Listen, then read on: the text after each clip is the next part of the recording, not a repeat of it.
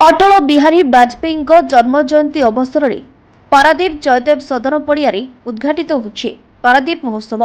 दीर्घ 7 दिन धरी चलवाकुथिबा एही महोत्सवर उद्घाटनी उत्सव में मुख्य अतिथि भाव शिल्प मंत्री संपत स्वाई जोग देइथिबा बेले मुख्य वक्ता भाव पारादीप बंदर अध्यक्ष पीएल हारानाद जोग देइथिले।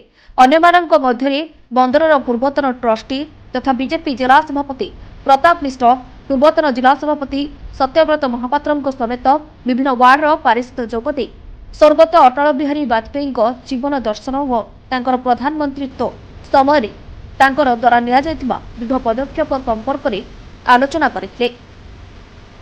आसंता 7 दिन धरी चलवाकुथिबा एही पारादीप महोत्सव प्रत्येक संध्यारे विभिन्न सांस्कृतिक कार्यक्रम सहित ओडिशार बहु बुद्धिजीवी जोगदेवर कार्यक्रम रहिछि।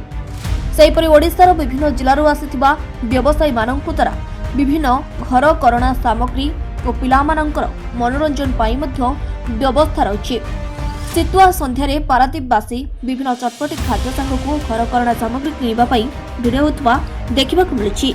स्वर्गत अटल बिहारी वाजपेयी जींकर जन्म जयंती उपलक्षे प्रति वर्ष भली एवर्ष मध्य पारादीप महोत्सव अनुष्ठित होइछि। आज तार उद्घाटनी सभा थिला।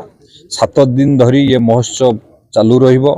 वाजपेयी जींकर भारत वर्ष प्रति जो अवदान अच्छी आम ओडिशा प्रति तांकर अवदान तथा पारादीप विकास प्रति तांकर जो अवदान रही ताकू से स्मृति को मन पकेबा पई तथा पारादीप ऐतिह्य संस्कृति परंपरा को उज्जीवित करबा पई 7 दिन धरी ये महोत्सव अनुष्ठित होइछि।